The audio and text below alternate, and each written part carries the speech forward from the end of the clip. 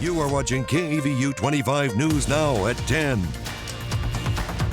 Good evening. If you're joining us, I'm Amaya Norman. And I'm Trenton Whiting. 2 people are dead after a small private plane went down in Wharton County Saturday night. Officials say it happened around 8 p.m. near County Road 382 and Ward Street in the town of Louise, southwest of Houston. Investigators say the plane appeared to stall midair before trying to land and crashing. So far, the victims have not been identified. The FAA is on the scene, and the National Transportation Safety Board will take the lead in investigating the cause of the crash. And a Seadrift resident has some complaints for the city after a major life-changing injury on city property. Yes, James Walagora slipped and fell with a lawnmower that landed on his foot while tending the grass on a ditch connected to his lawn. Here's more on the 64-year-old's devastating injury. In front of many homes in Seadrift are these ditches, giving rain a place to collect off of the street. Many residents complain the city doesn't do enough to maintain the grass in these areas, leading people to tend them as part of their own lawns. The older folks and myself, we try to keep our properties clean, try to cut the grass and try to maintain that property too, which would be the city's property to maintain. That's what James Walagora was doing before he was struck by a crisis. It was a total accident and happened so fast I didn't even realize what was going on until it was over with, and I ended up losing 2 toes. Walagora needed several surgeries as he continues to commute to San Antonio for treatment.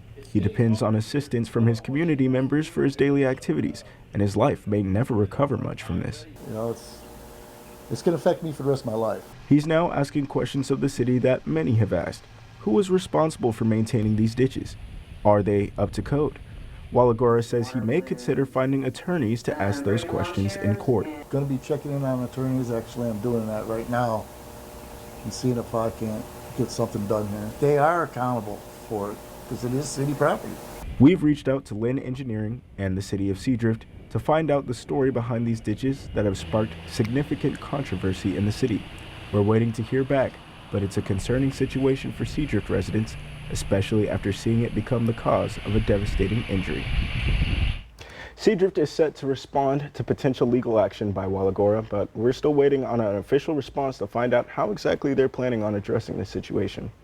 Now, this will lead us to your viewer poll this evening. Should cities be responsible for maintaining property next to private land? Yes or no, or it depends. And so far, that is really no difference. Yes is still in the lead with 91%. 3% is no, and 6% it depends. Well, I think it is important, and plus safety hazards, that we should keep our property clean. So, but we'll still love to hear from you. In order to participate in our viewer poll, visit our website at crossroadstoday.com/vote, and thanks to those for participating. It was hot outside today. It was, like how you said it. Yeah, it was. And let's go to Jacob Lozano with the first look at our forecast. As you said, it was hot. When I went outside, did a little walking and walked my dog, it was, you know, very, very, very warm. Yeah, so, it was. I saw some clouds though. So what's up with that, Jacob? Yeah, definitely hot, definitely warm, definitely still feeling like summer. But we are getting towards the fall equinox here. But we did have some shower activity there, Trent. That's why we got some clouds up there. We had a lot of more moisture pickup here in the afternoon time. But unfortunately, if we look at the rainfall totals, not too much going on in the city. We got close to 0.04, I believe, was at the airport, 0.32 outside of south of 59. Edna, close to 2 inches of rain just outside of the city limits there, but close to 3 inches of rain is what we saw south of Jackson County, and Palacios just north of that, 2.15, but everything remained relatively along the 59 corridor.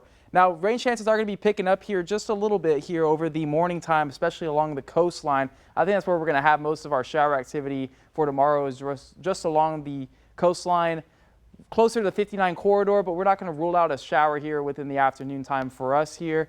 But by the time we get towards the evening time, it'll start to die down here just a little bit, maybe have a little isolated shower to pop up there. But we are expecting a little frontal system to move on through, and I'll be talking about that in the full weather report. Amaya? Thank you, Jacob.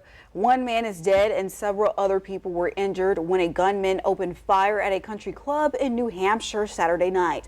This afternoon, authorities say they don't have any evidence that this was a hate-based act. They believe instead it is likely the suspect was simply trying to make a number of statements and create chaos. Here's ABC's Rena Roy with the details. We have a report of one person being shot in the face. Chaos unfolding Saturday night at the Sky Meadow Country Club in Nashua, New Hampshire, when a gunman opened fire. We have multiple casualties. All of a sudden, we heard pop, pop, pop, pop, pop. Heard 5 shots. All of a sudden, heard a gun, chaos, screaming, and then running. It was just the scariest thing I've ever experienced in my life. Authorities say the gunman shot a wedding host worker before barging into the club's restaurant. The active shooter basically went through the party and went through the kitchen area, and that's what went crazy. One man was killed, several other people were injured. Thanks to the quick action of law enforcement and some quick and selfless actions of patrons in the restaurant, this ended up being a fairly contained event. It lasted well under a minute. Investigators say 59-year-old Robert DeCesar died while having dinner with his family. Witnesses say he was protecting them. His wife dove under the table, and the daughter did, and kicked the door open, and Rob just went right for him. His thought was take care of his family, and his daughter's getting married in 6 weeks. So it's going to be very tough. Police say they've arrested 23-year-old Hunter Nadeau, a former employee of the club. He's been arrested and charged with reckless second-degree murder for shooting Mr. DeCesar. As the investigation continues, we expect that additional charges will be added. Investigators say there's no known connection between the suspect and DeCesar.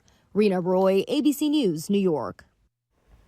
An investigation is underway after at least 2 people were killed in a mass shooting in Indianapolis early Sunday morning. Police say 5 others were wounded and 3 of the victims are in critical condition.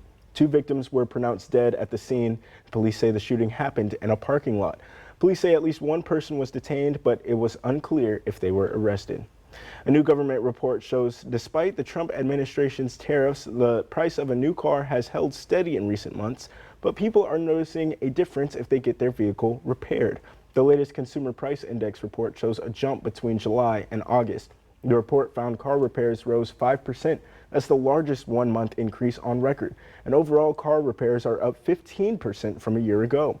Analysts say the tariffs are mostly to blame. The Trump administration has slapped fees on both imported autos and parts, and that is driving up the cost for those repairs.